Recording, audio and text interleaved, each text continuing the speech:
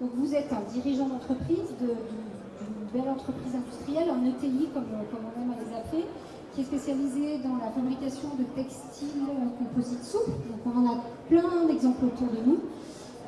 Voilà, vous êtes aussi, votre entreprise est considérée comme un des exemples les plus aboutis en France en matière d'économie circulaire.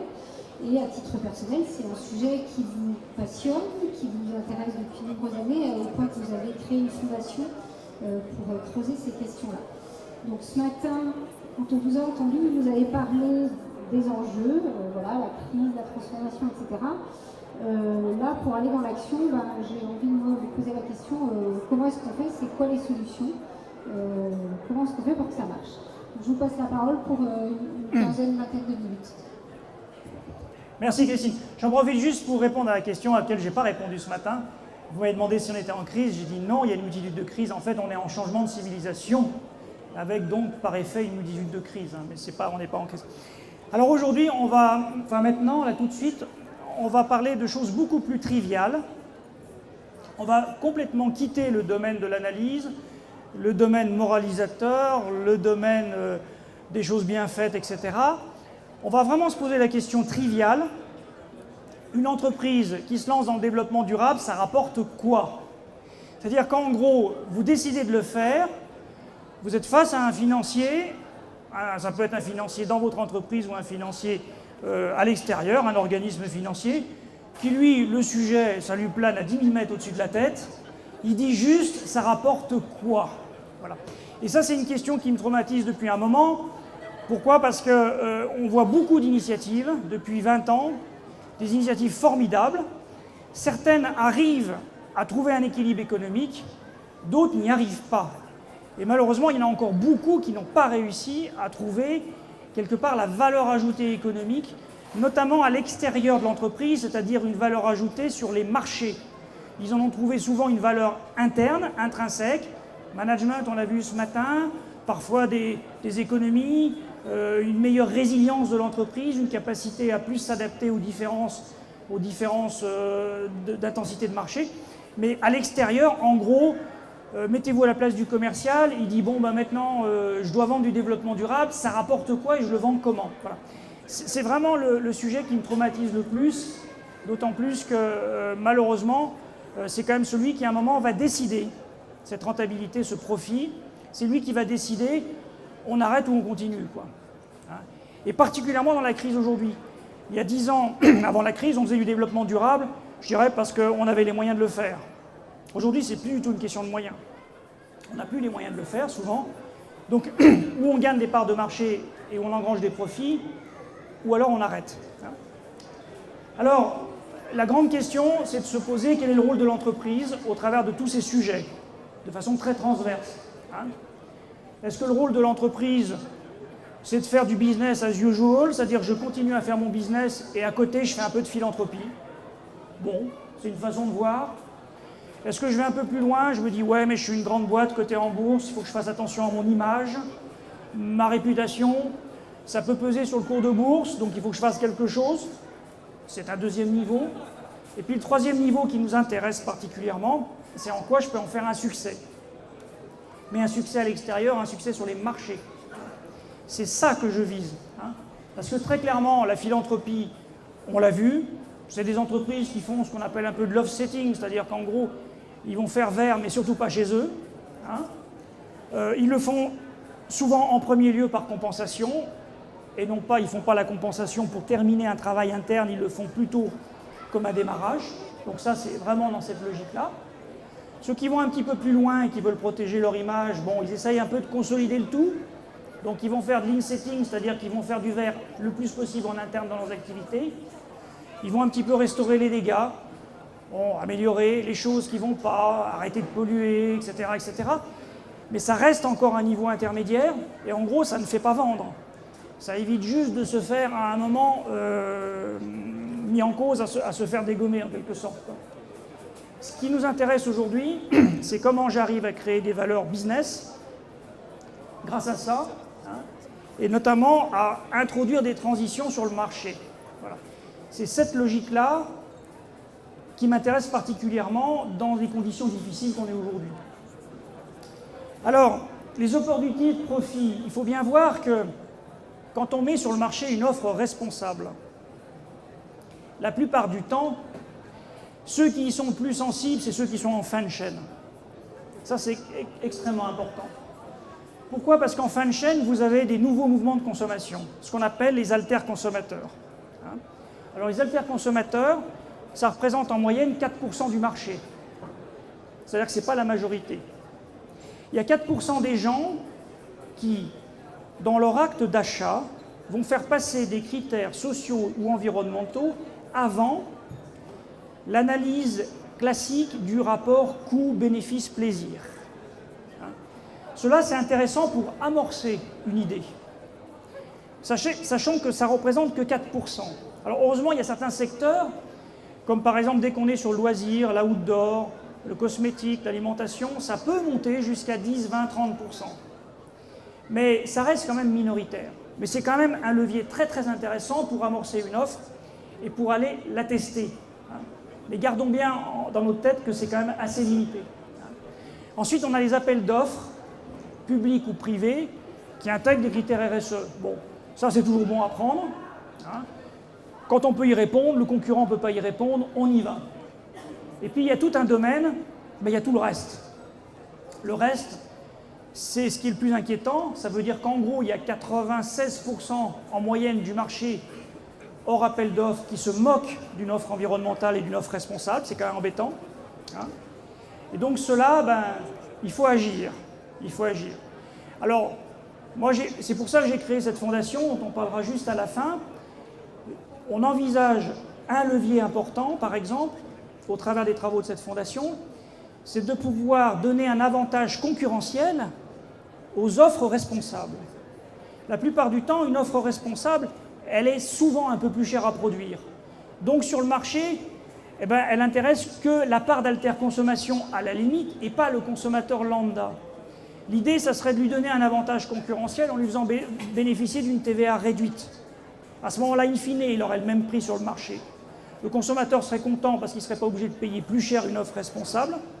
En revanche, il faut être capable de démontrer au pouvoir public que le coût fiscal de cette remise de TVA est bien compensé par moins de dépenses publiques par ailleurs, et c'est l'objet de tous nos travaux. C'est des dispositifs qui vont prendre du temps, qu'il est très important de développer in fine, parce que c'est au moment où le citoyen achète les biens de consommation courante que les décisions se prennent. En fait, la fiscalité intermédiaire, on le voit bien aujourd'hui, elle n'intéresse pas grand monde et elle révolte tout le monde. On en a encore un exemple. Alors que quand on parle d'une fiscalité incitative directement sur le point de décision des marchés, on sait qu'on a des leviers beaucoup plus forts et bizarrement tout le monde est d'accord. Donc quand tout le monde est d'accord, il faut s'empresser de le faire. Donc c'est juste une idée. Mais en gros aujourd'hui, on a principalement que les marchés de l'alter-consommation et les appels d'offres si on veut tester des nouvelles offres. Évidemment, l'économie de fonctionnalité, c'est un outil, on va en discuter. Typiquement, c'est très B2C, essentiellement. L'économie circulaire et l'offre légère, c'est des choses qui peuvent se déployer tout au long de la chaîne. Donc voilà des opportunités. Évidemment, parfois aussi, et heureusement, on a des réductions des coûts internes, ce qui est toujours bon à prendre. Alors maintenant, les leviers. En regardant un petit peu toutes les entreprises qui ont fait des efforts dans ce domaine-là, il faut quand même constater que tous les biens de consommation courante qui nous entourent aujourd'hui, là, vous prenez des objets inertes autour de vous. Quand on fait des analyses de cycle de vie, 80% des impacts environnementaux se situent sur la phase d'extraction et de production des matières premières. La transformation, c'est à peu près 5 à 10%. Fin de vie, usage et fin de vie, c'est le reste. Donc il faut bien s'imaginer que la plupart de nos entreprises, qui sont des entreprises de transformation, on n'est pas des gros producteurs de la pétrochimie ou de la chimie minérale ici, on est des transformateurs. Il faut savoir que la plupart du temps, le simple fait de décrocher notre téléphone pour être livré par notre fournisseur a déclenché 80% des impacts du produit et du service que nous allons mettre sur le marché. Donc il faut bien imaginer qu'on est un maillon possible, on est au milieu, mais en fait les leviers sont très en amont. Ça, c'est quelque chose à bien percevoir. Évidemment, ce n'est pas le cas d'une voiture et ce n'est pas le cas d'un avion et ce n'est pas forcément le cas d'un bâtiment parce que ces objets ont une vie en œuvre au moins aussi impactante, si ce n'est pas plus, que la mise en œuvre. Ça, les analyses de cycle de vie montrent très bien. Ensuite, les impacts sociaux. Là aussi, c'est plutôt la partie intermédiaire qui a des forts impacts sociaux. Pensez à la confection, pensez à tout ce qui est manufacture. Ce n'est pas dans la production et l'extraction des ressources, bien que parfois il y a des conditions qui soient lamentables, mais en termes de quantité, si je peux m'exprimer comme si globale, de préjudice, c'est souvent sur les phases intermédiaires. Là, on est beaucoup plus touché, beaucoup plus près. Et enfin, là aussi c'est très important, une des clés du succès d'une offre environnementale, voire sociétale, c'est quand même le consommateur. Si le consommateur ne collecte pas, ne trie pas, ne nous aide pas à collecter, on ne collecte rien. Donc on ne parle même pas d'économie circulaire, puisque le problème, il est déjà chez lui. Et tous ceux qui ont une expérience de collecte et de recyclage savent que leur principal problème aujourd'hui, c'est la qualité de ce qu'ils perçoivent. Qu'on soit dans les biodéchets ou dans les déchets plastiques, déchets d'emballage, etc. C'est un problème crucial. Donc 80% des leviers du succès sont chez le consommateur. Économie de fonctionnalité, c'est évident que c'est le consommateur, etc. Donc il faut bien avoir à l'esprit que les leviers sur lesquels on va pouvoir agir, selon ce qu'on veut faire, ne sont pas toujours au même endroit. Donc l'économie circulaire, très clairement le recyclage, c'est des choses qui demandent des technologies très lourdes. Il faudrait s'associer avec l'amont de la chaîne, parce que souvent c'est des procédés qui sont quand même des procédés qui s'apparentent à la chimie, la pétrochimie, le minéral, etc. C'est assez lourd. L'économie légère et l'économie de fonctionnalité, c'est plutôt des choses qu'on peut développer quand on est en B2B ou B2C beaucoup plus facilement et dont on n'a pas besoin forcément de l'amont. Alors toute cette espèce d'amalgame fait qu'aujourd'hui, si on veut trouver des leviers, il faut qu'on ait des stratégies endpoint, puisque la récompense du profit, elle se fera bien sur le marché et non pas sur les relations en B2B. En revanche, il faut avoir une collaboration amont très importante, parce qu'en fait, la plupart des leviers, il va falloir aller les chercher sur les zones intermédiaires et sur les zones du début. Alors maintenant, question encore plus triviale. Une fois qu'on a fait une offre environnementale et sociale, une belle offre, une offre responsable, une fois qu'on l'a mise sur le marché, qu'elle a remporté du succès, la grande question, c'est comment on encaisse la valeur ajoutée. Eh bien, c'est pas si simple. Parce qu'en fait, ce qu'on apporte, nous, sur un marché avec une offre verte, on apporte un bon produit ou un service, on apporte un certain éclairage. Regardez Alter Eco, qu'est-ce qu'a fait Tristan Lecomte quand il a commencé à vendre du sucre commerce équitable? Il a écrit sur les 4 faces de la boîte. Il a communiqué, il a dit, mais on va expliquer un certain nombre de choses. Vous êtes une chaîne, et la chaîne, il faut qu'elle soit rémunérée au juste prix. On est capable de réduire les impacts. Ça, c'est typiquement ce que va revendiquer l'offre, ou de valoriser des impacts sociaux. Évidemment, on veut faire plus de business. Ça, je dirais, c'est ce qu'on est capable de faire. C'est ce qui sort de nos ateliers. Ensuite, deuxième niveau, c'est ce qu'on voudrait vendre. Donc ça, c'est le niveau du commercial. Lui, le commercial, on lui dit, tu vends les produits et tu dis qu'on est une super boîte. Qu'on est même capable de fournir des services, du conseil, des garanties et de la création de valeur. Lui dit pourquoi pas, sauf qu'il a un problème. C'est quand il envoie la facture. Le problème classique, c'est Brabeck qui l'avait modélisé, mais j'ai repris un petit peu sa démarche, je la trouve assez pertinente avec l'expérience. C'est dire qu'en gros, la partie centrale, c'est-à-dire celle qui est au-dessus du produit, dès qu'on est sur un produit responsable, c'est un produit plus responsable. Mais dès qu'on est sur le responsable, le client, il ne veut pas recevoir de facture pour ça. On vous dit, ah bah non, mais soyez déjà content que je vous achète. Alors qu'est-ce qu'on fait la plupart du temps? On se dit, je vais augmenter le prix du produit. Le produit est un peu plus cher.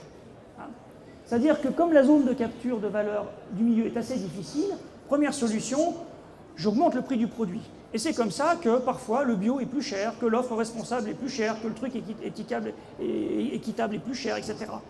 Parce qu'en fait, on n'arrive pas à envoyer la facture du bon. On envoie la facture du service, du produit, mais pas du bon. Alors le bon, on dit, il est avec le produit. Ça, il faut savoir que ça marche. Ça marche jusqu'au moment où il y a un gros acheteur qui passe par là, en disant, vous êtes bien gentil, mais vous êtes quand même beaucoup plus cher que vos concurrents. Et pour certains marchés, moi, j'en ai pas besoin du bon. Moi, le produit, il me suffit. Et donc, vous plafonnez. Gros problème. Alors, vous allez me dire, pourquoi est-ce qu'on ne facture pas le service et le conseil? Parce que d'abord, la plupart du temps, les gens n'en veulent pas, le client final. Et ensuite, et surtout, parfois, le plus grave, c'est qu'il peut acheter le conseil et aller acheter le produit ailleurs. Donc là, vous avez tout perdu. L'autre idée de Brabeck, qui n'est pas stupide, c'est de dire, il faut sauter la zone milieu et il faut aller chercher la création de valeur avec le client par un certain nombre de processus. Hein. Le processus un peu coopératif. Et donc, au lieu de marger sur les produits, on peut essayer de monter un système où on partage le succès. Alors j'étais assez dubitatif jusqu'à un jour, on l'a mis en œuvre et on a vérifié que ça marchait. Ça peut être par exemple sur l'économie de fonctionnalité, ça peut être des success fees, ça peut être des joint ventures, c'est-à-dire des opérations conjointes sur un territoire de marché. Alors, petit exemple. Dans mon entreprise, on recycle toutes ces membranes. Et donc on produit des matières premières secondaires, des matières premières issues du recyclage, qui sont des vraies matières premières. Il y a une partie qu'on utilise nous-mêmes, pour différentes raisons, il y a une partie qu'on ne peut pas utiliser, elles n'ont pas la bonne morphologie. Donc, j'essaye de les vendre. Et quand vous vendez des matières premières secondaires, ceux qui ont fait l'expérience, des matières premières recyclées, en général, vous avez quand même un petit problème. C'est que l'acheteur vous dit « Ah ah, matières premières recyclées, donc pas cher ». Et là, vous commencez à trembler en disant « Flûte recyclée, c'est cher, j'ai un déficit ». Comment je peux vendre les matières premières qui ont des belles qualités, qui sont au moins aussi performantes que la matière première, comment je peux la vendre au bon prix? Et donc vous vous dites, bah, c'est pas compliqué, je vais lui raconter une histoire, je vais lui dire, non, non, c'est pas du recyclé, c'est de la matière première à faible impact, donc à forte valeur ajoutée. C'est-à-dire qu'en gros, ça devrait être le prix de la matière première, plus une performance en plus de la normale, c'est la réduction des impacts. Hein. Alors vous commencez à faire ça, tout le monde vous écoute en général, tout le monde vous dit « ouais, génial », vous faites des analyses de cycle de vie, vous lui dites « voyez, le vierge c'est en bleu, le recyclé c'est en rouge, vous faites facteur 2, rien qu'en utilisant cette matière, c'est génial quoi. Vous pouvez diviser par 2 vos impacts pour faire par exemple un tuyau de jardin comme ça, bon, au lieu de le faire avec de la matière plastique vierge, vous le faites avec du recyclé, vous divisez par 2 les impacts. Et vous lui racontez une belle histoire et le client réfléchit en disant « ouais, c'est pas idiot ». J'ai trouvé un partenaire, il me fournit une matière première super recyclée, j'ai des analyses de cycle de vie qu'il arrive à faire même sur mes tuyaux, okay. Je fais une démarche d'éco-conception, je me reçois un prix à ID Alsace, c'est super, etc. Je crée des offres à valeur ajoutée. Bon, en général, ça marche un temps, puis à un moment, le gars vous dit « ouais, mais je ne veux pas payer plus ». Alors comment on fait? Alors on a expérimenté un truc bizarre. On a dit, vous ne voyez pas très bien, on a dit c'est très simple. Vous ne voulez pas payer plus cher une matière première recyclée qu'une matière première vierge, vous voulez la payer moins cher, eh bien ok, continuez à la payer moins cher, 80% du prix, on marche. Vous ne voulez pas payer pour les analyses du cycle de vie, pour la stratégie marketing, pour la stratégie de communication, ok, on fait toutes ces études et on vous accompagne gratuitement sur une nouvelle offre éco-conçue d'un tuyau de jardin. Vous ne voulez pas vous embêter avec vos distributeurs, on va les chercher. Ça tombe bien, en général, eux, ils sont super demandeurs. Donc on va chercher ces distributeurs, on l'amène chez lui en disant « dis donc, ton distributeur allemand, il voudrait un tuyau vert, quoi. Sauf qu'il voudrait un tuyau vert, quoi. » Voilà. Et une fois qu'on a fait tout ça, on lui dit bah, « on continue comme ça, sauf que on te prend 1% du chiffre d'affaires sur le produit fini de cette gamme éco-conçue. » Ben, bizarrement, la réaction du gars, c'est de dire « Ah mais 1%, j'y vais tout de suite, et en plus, je veux l'exclusivité de la matière première sur toute l'Europe. » Vous voyez la réaction du gars. Ce qu'il ne se rend pas compte, c'est 1% du chiffre d'affaires sur le produit fini, c'est je double le prix de la matière première. Donc vous voyez un petit peu, même sur les marchés, l'offre environnementale, l'offre responsable, il faut qu'elle s'accompagne d'une transition, je dirais, du paradigme de l'offre, parce que sinon on n'y arrive pas. Donc le fabricant c'est Fit, le distributeur c'est un grand distributeur allemand et ça fonctionne extrêmement bien. Voilà, c'est juste une réflexion pour vous dire qu'il ne faut quand même pas lâcher le morceau et il faut ne pas hésiter à aller très très loin dans la transformation de l'offre pour pouvoir être capable à un moment de capturer la valeur et de ne pas se retrouver face à des financiers qui vous disent « vous les doux rêveurs, ça va bien mais ça commence à bien faire ». Voilà, juste pour la fondation, bah, comme je vous l'ai expliqué, on travaille sur une TVA circulaire. Le but, c'est très simple, ça serait de permettre, sur des grands marchés de consommation courante, pas des petites choses, hein, typiquement la lessive à usage domestique, des choses comme ça, hein, de ne pas forcément reporter le surcoût d'une offre responsable sur le consommateur, ce qu'on fait aujourd'hui, hein, très clairement, permettre à ceux qui font émerger des offres à forte valeur ajoutée de remporter des parts de marché, parce qu'ils seront in fine pas forcément plus chers, évidemment, de proposer au pouvoir public un système de réduction du prélèvement parce qu'ils ont moins de dépenses publiques par ailleurs. Ça doit faire son chemin, parce qu'aujourd'hui, dans la tête des autorités publiques, les écotaxes sont faits pour enflouer les caisses de l'État et pas du tout pour une transition de quelque nature que ce soit. Mais ça aura un temps, ça se voit. Voilà. Je vous remercie, je suis à votre disposition pour des questions, des choses comme ça.